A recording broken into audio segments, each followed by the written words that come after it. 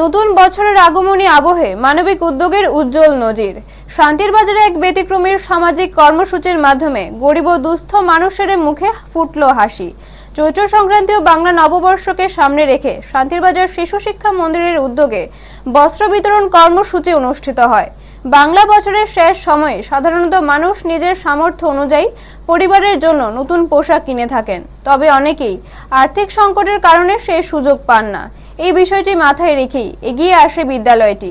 বিদ্যালয়ের প্রিন্সিপাল উৎপল পাটারির উদ্যোগে স্থানীয় মানুষের বাড়ি থেকে পুরনো কাপড় সংগ্রহ করা হয়। পরে একটি অনুষ্ঠানের মাধ্যমে সেই কাপড়গুলি গরিব ও দুস্থ মানুষদের মধ্যে বিতরণ করা হয়। বিদ্যালয় কর্তৃপক্ষ জানায়, শিক্ষা দেওয়ার পাশাপাশি সমাজের প্রতি দায়বদ্ধতা থেকেই এই ধরনের উদ্যোগ নেওয়া হয়েছে। এই মানবিক কাজে বিদ্যালয়ের প্রশংসা করেছেন স্থানীয়রাও। বস্ত্র পেয়ে উপকৃত মানুষদের মুখে হাসি ফুটেছে, যা এই উদ্যোগকে আরো তাৎপর্যপূর্ণ করে তুলেছে। ব্যুরো রিপোর্ট, নিউজ তৎকাল 24।